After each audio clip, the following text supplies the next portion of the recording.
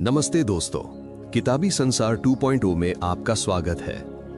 क्या आपने कभी फील किया है कि आपकी लाइफ दूसरों की एक्सपेक्टेशंस पर चल रही है? क्या आप भी हर डिसीजन से पहले सोचते हैं कि लोग क्या कहेंगे? अगर हां, तो ये स्टोरी आपके लिए है। मिलिए मोहित से, एक ऐसे इंसान जो हमेशा दूसरों को खुश करने में लगा रहता था, लेकिन अंदर से अधूरा फील करता था। उसकी लाइफ एक ही रूटीन में बंद थी। सुबह उठो, ऑफिस जाओ, घर लौटकर सो जाओ। लेकिन एक दिन एक बुक ने उसकी लाइफ को पूरी तरह से चेंज कर दिया। उस बुक का नाम था choose me, staying true to yourself and living the life you want. आज हम मोहित की इस जर्नी के बारे में जानेंगे और समझेंगे कि कैसे ये किताब हमें अपनी लाइफ का मालिक बनने में हेल्प कर सकती है। तो चलिए इस कहानी के सफर पर चलते हैं। Chapter 1, self awareness. मोहित को बुक का पहला लेसन मिला, अपने एक्सपीरियंसेस, ट्रिगर्स और पैटर्न्स को पहचानो ताकि आप खुद को समझकर राइट चॉइसेस कर सको। उसने रियलाइज किया कि उसका फियर और इनसिक्योरिटी उसके पास्ट एक्सपीरियंसेस का रिजल्ट थे, जब लोगों ने उससे जज किया था। ट्रिगर्स को पहचानना। मोहित ने अपनी नोटबुक में लिखा कि जब भी कोई नया काम सामने आता है तो उसे डर लगता है।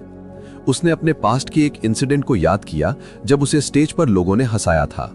वो समझ गया कि यही इंसिडेंट उसे आगे बढ़ने से रोक रहा था। Conscious choice.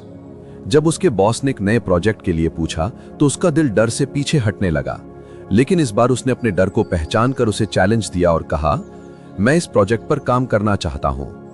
यह उसका पहला कॉन्शियस चॉइस था। चैप्टर 2, बाउंड्रीज सेट करना। मोहित ने सीखा कि अपनी वेलबींग को प्रोटेक्ट करने के लिए पर्सनल बाउंड्रीज सेट करो और मेंटेन करो। ना कहने का साहस। मोहित पहले हमेशा हां कह देता था, भले ही उसका मन ना हो। लेकिन इस बार जब उसके एक कलीग ने हेल्प मांगी तो उसने पोलाइट भी कहा, रोहन, मैं इस बार हेल्प नहीं कर पाऊंगा, मेरे पास अपनी डेडलाइंस हैं। खुद को प्रायोरिटी देना। उसने ये भी समझा कि बाउंड्रीज बनाना सेल्फिश होना नहीं है, बल्कि सेल्फ रिस्पेक्ट है। जब उसकी बचपन की दोस्त ने एक बड़े प्रोजेक्ट में हेल्प मांगी तो मोहित ने अपने गोल्स को प्रायोरिटी दी और ना कहा। यह इजी नहीं था, लेकिन उसने रियलाइज किया कि अब वो लोगों को खुश करने के बजाय खुद को खुश कर रहा है। चैप्टर 3, सेल्फ केयर को प्रायोरिटी देना। राघव को लगा कि उसने सेल्फ केयर को गलत समझा था। उसे लगता था कि यह सिर्फ एक्सपेंसिव वेकेशंस या स्पा ट्रीटमेंट्स के बारे में है, लेकिन बुक ने उसे सिखाया कि यह हर दिन खुद का ख्याल रखना है। छोटे छोटे कदम।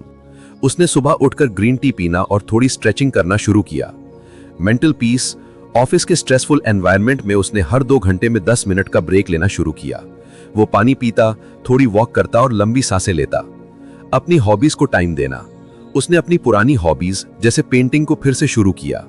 अब वो वीकेंड पर फ्रेंड्स के साथ बाहर जाने के बजाय पेंटिंग करता या कोई अच्छी बुक पढ़ता। चैप्टर 4, ऑथेंटिक डिसीजंस लेना। टारगेट। मोहित ने रियलाइज किया कि उसकी लाइफ की ज्यादातर बड़े डिसीजंस उसने दूसरों की एक्सपेक्टेशंस पर लिए थे। बुक ने उसे सिखाया कि ऑथेंटिक डिसीजंस लेना बहुत जरूरी है। अपने दिल की सुनना।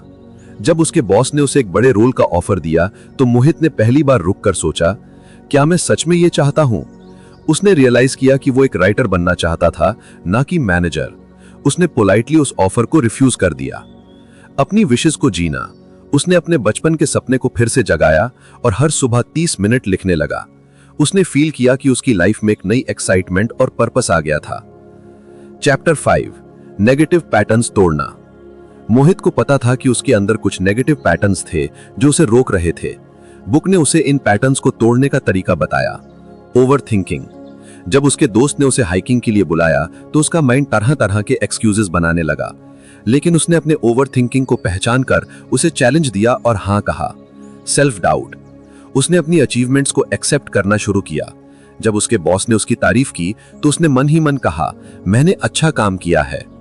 प्रोक्रेस्टिनेशन। उसने 5 मिनट रूल अपनाया। वो कोई भी काम जिसे वो टालना चाहता था उसे सिर्फ 5 मिनट के लिए शुरू करता। वो समझ गया कि शुरुआत करना ही सबसे बड़ा हर्डल था। कंक्लूजन, ऑथेंटिक लाइफ जीना। मोहित ने अपनी लाइफ में इतने चेंजेस किए कि वो अपने पुराने खुद से बहुत अलग फील करने लगा था।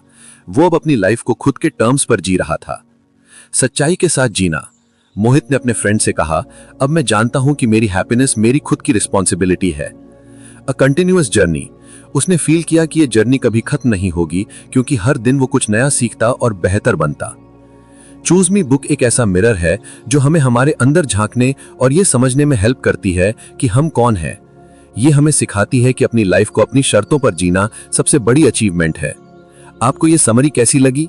क्या आप भी अपनी लाइफ में चेंजेस लाने के लिए रेडी हैं? अपने थॉट्स हमें कमेंट्स में जरूर बताएं। और हाँ, ऐसी ही और इंस्पिरेशनल बुक समरीज के लिए किताबी संसार 2.0 को सब्सक्राइब करना ना भूलें।